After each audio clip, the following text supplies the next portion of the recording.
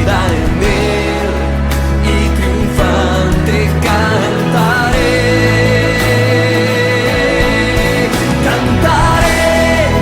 Cantaré un himno de gloria, cantaré al Dios de mi historia, mi máximo amor. Gritaré, gritaré, eres mi victoria, gritaré mi máxima gloria, es Cristo mi Rey.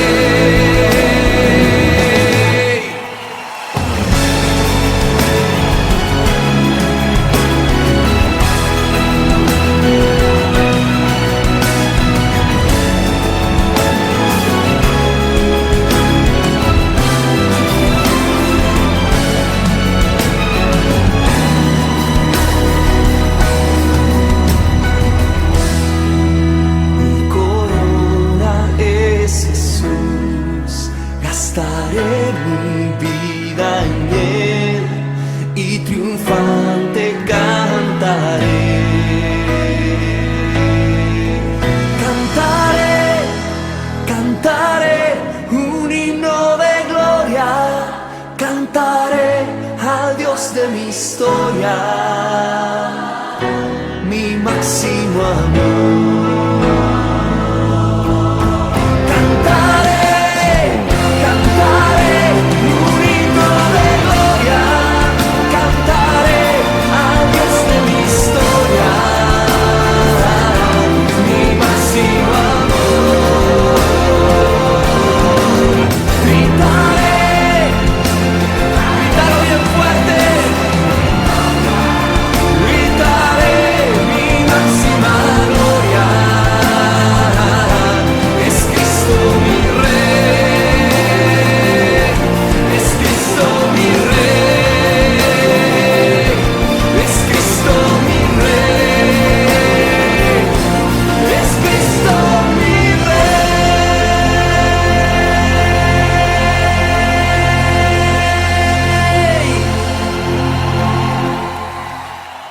Hola, querida familia de la fe, querida iglesia, amigos.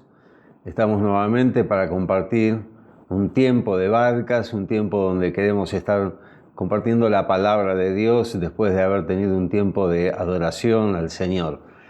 Recordarte que seguimos transitando estos 40 días de ayuno y de oración a través de Argentina, Oramos por Vos, y a través también de los devocionales del Centro Cristiano Esperanza, que pastores de Argentina, de España, de Italia, nos están compartiendo la palabra día tras día.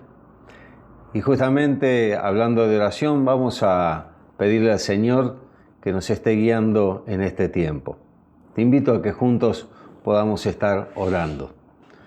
Y amantísimo Padre y Señor nuestro, queremos darte gracias por otro día de vida más transcurrido. Gracias por la vida que nos das, gracias por el propósito de vida que podemos encontrar en ti. Y gracias porque un día también nos has llamado con amor eterno, como dice tu palabra, que nos has amado y nos has encontrado, y podemos encontrar en ti el sentido de nuestra vida, el sentido de nuestro vivir. Y queremos, oh Padre, tener nuestros oídos atentos a tu voz, a tu palabra, y en esta hora queremos declarar la soberanía del Espíritu Santo sobre nuestras vidas. Que no haya nada alrededor nuestro que nos esté perturbando de podernos encontrar contigo personalmente. Señor, bendigo a cada uno de mis hermanos y amigos que están compartiendo este video, que es algo más que el video, es un culto en nuestros hogares. Es la iglesia en las casas. Y queremos, oh Padre, que en este tiempo tu mano de poder también esté obrando en la Argentina. Señor, que se esté cancelando el espíritu de muerte a través de este coronavirus que se ha desatado por todo el mundo. Y queremos, oh Padre, pedirte también por aquellas personas que están transitando la enfermedad, tanto del COVID-19 como cualquier otra enfermedad, que vos seas el sanador, el restaurador, también que seas el proveedor, Padre, en este tiempo. Y ahora queremos disponer nuestro corazón, nuestro entendimiento para leer tu palabra y que ella sea la que nos traiga revelación de lo que Jesús hace ya 2000 años pudo compartir con algunos que le estaban rodeando. Y hoy es la palabra que nos está hablando a nosotros. Queremos, oh Padre, tener un corazón dispuesto y abierto a poder recibir de ti. En el nombre de Jesús. Amén. Te invito a que puedas abrir tu Biblia allí donde estés. En el Evangelio según San Lucas, capítulo 9, vamos a leer algunos versículos, desde el 57 al 62. Y allí dice: yendo ellos, uno le dijo en el camino: Señor, te seguiré a donde quiera que vayas. Y le dijo Jesús: las zorras tienen guaridas y las aves de los cielos nidos, mas el Hijo del Hombre no tiene dónde recostar la cabeza. Y dijo a otro: sígueme. Él le dijo: Señor, déjame que primero vaya y entierre a mi padre. Jesús le dijo: deja que los muertos entierren a sus muertos, y tú ve y anuncia el reino de Dios. Entonces también dijo a otro: te seguiré, Señor, pero déjame que me despida primero de los que están en mi casa. Y Jesús le dijo: ninguno que poniendo su mano en el arado mira hacia atrás es apto en el reino de Dios. Y quisiera compartir brevemente las dos primeras experiencias que Jesús tuvo con estas personas que le estaban siguiendo y detenerme un poquito más en la última. Y quiero decirte que ser un discípulo verdadero es la decisión de dejar las filas de los interesados y ponerse al lado de los comprometidos. Y vemos que Jesús enfrenta estos tres casos y a primera vista suenan muy parecidos, pero Él los trata a los tres y les da una respuesta a cada uno de una manera distinta. Y tiene que ver con la necesidad de tomar el compromiso de involucrarse en la obra del Señor y obedecer su voluntad. Y nos fijamos hoy en las condiciones de un verdadero discípulo. Y en el primer caso tenemos a lo que podríamos denominar un discípulo impulsivo. Y allí en los versículos 57 y 58 de este capítulo identificamos a este hombre como un escriba, según lo que nos dice el Evangelio según Mateo, capítulo 8, versículo 19. Se ve que él había sido un seguidor de Jesús por cierto tiempo y logró ver la grandeza de la obra de Jesús entre la gente. Y ahora quiere hacer público su deseo de participar personalmente en la obra de Dios aquí en la tierra. Y vemos, en primer lugar, la declaración exaltada del escriba. Y él les dice al Señor Jesús: estoy dispuesto a seguirte a donde quiera que vayas. Y esta es una expresión de su deseo de seguir ciegamente a Jesús. Y fue más un impulso desconsiderado de compartir la gloria de Jesús y las bendiciones de su ministerio terrenal que un deseo genuino de poder someterse a la voluntad de Dios. Y también vemos una respuesta explícita del Señor Jesús. Y allí le respondió con una revisión de la realidad. Y entonces dice que tanto las aves del cielo como las zorras tienen sus nidos, tienen sus guaridas, pero el Señor dijo: yo no tengo dónde apoyar la cabeza. Y vemos que Jesús trata de poder captar la atención del escriba y no rechaza a esta persona. Y tampoco le prohibió ser su seguidor mientras iba camino a Jerusalén. Simplemente deseaba que su decisión esté basada en la realidad. Jesús le desafió a contar el costo de ser un discípulo.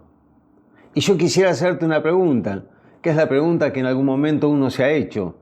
¿Qué te va a costar a vos tomar la decisión de comprometerte como discípulo de Jesús. Lo que aprendemos de esta situación es que no es suficiente el desear servir al Señor. Uno tiene que tener un compromiso con Él de seguirle, y esto va a implicar un sacrificio también personal. También vemos que había un discípulo enredado, por decirlo así, en los versículos 59 y 60. Y este discípulo ya había tomado la decisión de seguir a Jesús. Y en Mateo 8, 21, la Biblia identifica a este hombre como discípulo que de alguna manera su vida ya estaba involucrada en el servicio con el Señor. Jesús lo miraba y lo estaba poniendo a prueba, y ponía a prueba su compromiso a través de un servicio mayor. Y vemos aquí la resistencia del discípulo de seguir el mandato de Jesús. Y Jesús llama a este seguidor de la misma manera que llama a los 12, en Mateo 5, 27. Y es el llamado extendido para cada verdadero discípulo. Y la respuesta, que parece ser noble y dice: déjame enterrar a mi padre, tendríamos que echarle un vistazo a lo que significa este pedido que le está haciendo, un significado histórico de lo que significa enterrar a su padre. Y no es que su padre hubiera muerto recién. La tradición de los judíos consistía en poder embalsamar los cuerpos dentro de las primeras 24 horas, y esto no hubiera sido posible. Y el proceso del entierro de aquel entonces duraba más de un año. Entonces, si el padre no estaba muerto, ¿qué es lo que estaba pidiendo este discípulo? Y él lo que quería obtener era un permiso hasta la muerte de su padre y el cumplimiento de las costumbres del entierro, que era algo muy importante para los judíos. Y después de esto, podía volver a Jesús y seguirlo correctamente. Hubiese obedecido al mandato de Jesús de ser un discípulo si no lo hubiese enfrentado a un conflicto de responsabilidades. Y la pregunta que nos podemos hacer es: ¿qué te impide realizar un compromiso de seguir la voluntad de Dios en tu vida? Podemos decir: por supuesto, yo iré algún día, cumpliré con la voluntad del Señor en algún momento. Y comprometerte bajo las condiciones de Dios impone quizás involucrar estar ausentes y muy lejos de la casa, aun cuando un familiar pueda estar pasando por pruebas difíciles. Y el Señor desea un compromiso total sin excusas, y aun cuando esto signifique dejar atrás aún a los seres queridos. Leyendo algunos artículos, encontré que el encuestador George Barna hizo un estudio de estadística en los Estados Unidos, mostrando que la mayoría de los cristianos de aquel país muestran tener un cierto compromiso limitado de su fe. Y es cierto que un gran número de creyentes profesantes están dispuestos a participar de los cultos, los servicios que están los domingos o en la semana, de leer la Biblia, de ofrendar. Pero a la hora de establecer prioridades y tomar el compromiso de seguir a Jesús, dejándolo todo atrás por el amor de su nombre, pocos están dispuestos a someterse a las condiciones de una vida entregada. Y al entender que ser un discípulo de Jesús requiere dejar que Él nos moldee el carácter y cambie nuestra manera de vivir, muchos optan por seguir con sus status quo. Pero evaluar nuestro compromiso e introducir cambios es exactamente lo que quiere Jesús en la persona que desea ser su verdadero discípulo. Y esto significa que uno no solamente esté a la disposición del Señor, sino que hará lo posible para implementar la voluntad de Dios en su vida. Y no es la decisión de dedicarse al Señor, porque la dedicación es algo que debe estar permanentemente, sino Jesús busca y llama a seguidores, que en muchos casos nunca toman el compromiso de ser un verdadero discípulo, porque, como decía, no están conformes con las condiciones que Él pone. Nosotros no predicamos un evangelio, podríamos decir, barato, porque el evangelio tiene un costo y hay que pagar ese costo para ser verdadero cristiano. En algunos casos y a través de lo largo de la historia, tenemos testimonios de que ser un seguidor de Cristo implica padecer el martirio, implica la persecución.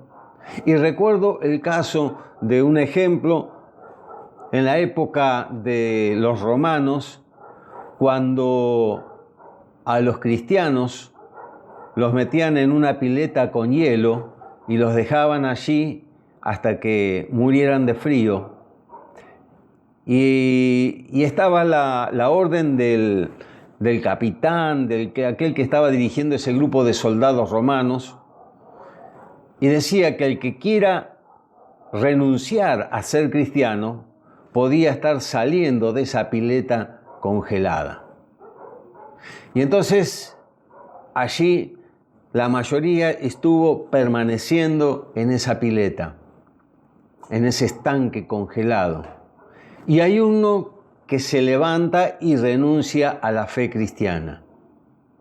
Y entonces el capitán, que había visto lo que los demás estaban permaneciendo allí en ese estanque congelado, él decide, a través del testimonio de los que quedaron, ocupar el lugar de esa persona, de ese joven que se fue renunciando a la fe cristiana. Ser un seguidor de Cristo requiere también tomar compromisos verdaderos. Y encontramos también en estos tres casos el último, a los cuales quiero detenerme un poquito más. Y es el discípulo inconstante, podríamos decir. Allí en el versículo 61 y 62 de este capítulo 9 de Lucas podemos encontrar. Y es la actitud indecisa de este discípulo y es una indicación de su falta de compromiso a la obra de Dios. ¿Está dispuesto a servir con su vida? Si puede tener un poquito de tiempo para estar con su familia y decir adiós. Y quisiera leerte en distintas versiones esta última parte del texto que hemos leído. Y en la Biblia de las Américas dice: pero Jesús le dijo, nadie que después de poner la mano en el arado mira atrás es apto en el reino de Dios. En la versión Dios habla hoy dice que el que pone la mano en el arado y sigue mirando atrás no sirve para el reino de Dios. En la Biblia del Jubileo dice: ninguno que poniendo la mano en el arado mirare atrás es hábil para el reino de Dios. Y en la traducción del lenguaje actual dice: no se puede pertenecer al reino de Dios y hacer lo mismo que hace un mal campesino. Al que se pone a arar el terreno y vuelve la vista atrás, los surcos le salen torcidos. Me llamó la atención esta versión. Los surcos le salen torcidos. Y en las otras tres versiones anteriores hay tres palabras que quisiera resaltar. Y una es que no sirve para el reino de Dios, la otra que no es apto y la otra es no es hábil para el reino de Dios. Y entonces hay condiciones para poder ser un discípulo. Y yo nací y me crié en una zona agrícola. Y recuerdo que cuando iba con mi padre con la camioneta, transitando los caminos polvorientos allí de mi pago natal, veía los campos en las distintas estancias del año. Y justamente en invierno era cuando se empezaba a sembrar el trigo, para que ya en diciembre, enero se estuviera cosechando. Y vos pasabas allí por los campos viendo cómo los tractores estaban arando, y me llamó la atención algo. Había una banderita allí al final del alambrado. Entonces le pregunto a mi padre, ¿qué significaba eso? Y entonces él, que había sido agricultor desde chico, me decía que esa bandera era para que pudiera tener una señalización el tractorista, aquel que iba con el arado, y ya no es el arado que Jesús hablaba, que era tirado por unos bueyes o un caballo, y podía ser solamente una lonja de tierra, sino que ya eran máquinas estas que vemos cómo la tecnología ha avanzado, pero necesitaba lo mismo que aquel hombre que estaba relatando Jesús.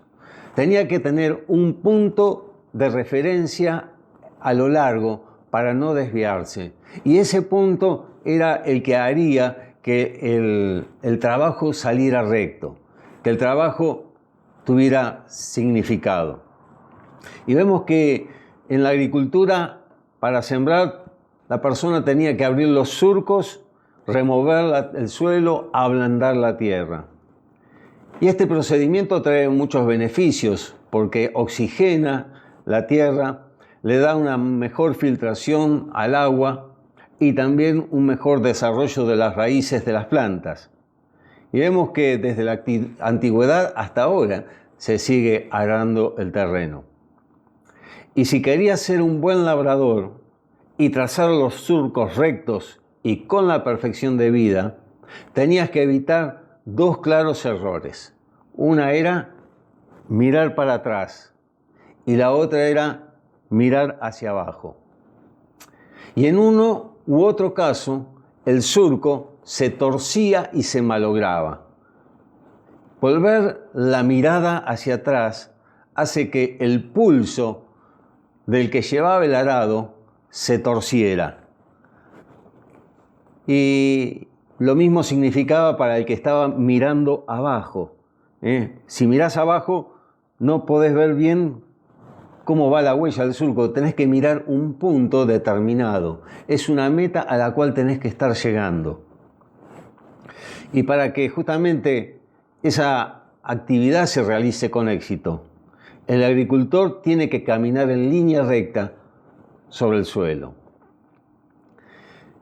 Y cuando nos damos cuenta de la metáfora que usó el Hijo de Dios, podemos ver que es interesante y lo que significa también tomar el arado y no mirar hacia atrás.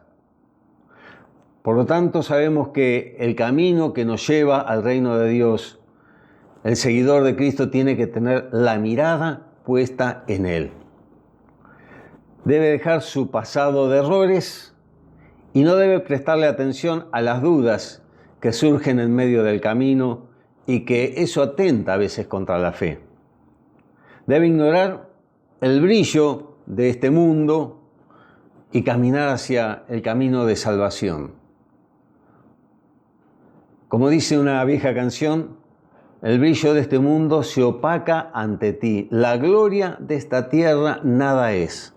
Todo cae ante tu presencia, oh Dios. Hermosa es tu presencia, Señor. Y así como el apóstol Pablo observó en una de sus cartas, en Filipenses capítulo 3, versículos 13 y 14 encontramos: pero una cosa hago, olvidando ciertamente lo que queda atrás y extendiéndome hacia lo que está adelante, prosigo a la meta, al premio del supremo llamamiento en Cristo Jesús. Ahora, ¿qué pasa si miramos atrás a nivel espiritual? Y algunos ejemplos tenemos en la palabra de Dios. Y uno de ellos es la mujer de Lot, que quedó petrificada, quedó hecha una estatua de sal, porque miró todo lo que había dejado atrás para poder estar cumpliendo la voluntad de Dios, que era poder salir escapando de la ciudad de Sodoma y de Gomorra. Quien decide entregarse a Cristo no puede mirar lo que dejó atrás, porque al hacerlo llevará siempre en su interior la duda. Y por desgracia vemos esto muy a menudo en este tiempo, y es algo que se puede decir que es una constante. Muchas veces dejamos de arar el campo de Dios, ensimismados, pensando cuánto perdimos o cuánto pudimos dejar de ganar al elegir a Cristo. Y cuando se mira atrás, nos encontramos con la duda y detrás de ella aparece la desesperanza y la melancolía. El maligno siempre nos tienta a mirar atrás, a dejar de confiar, a replantearnos todo. ¿No te ha pasado esto alguna vez? No debemos mirar atrás, sino solamente hacia adelante, porque es allí donde el Señor nos está esperando. Atrás quedó en la historia la cruz vacía, pero adelante nos está esperando Cristo con los brazos abiertos. Y el ejemplo nos puede evocar el pasado, lo de atrás. Y el pasado, que es algo que configura nuestra existencia, también tiene mucho de bueno y aprovechable. Y la memoria no se debe olvidar nunca, pero también tiene sus riesgos y sus peligros. Y los peligros de mirar demasiado atrás al pasado son también claros y vemos que son también evidentes, como el vicio y el pecado de la mujer de Lot, que quedó convertida en sal, y por ese vicio y pecado algunos judíos no paraban de llorar junto a los canales de Babilonia. Allí estaban tristes recordando lo que habían pasado, estaban llorando.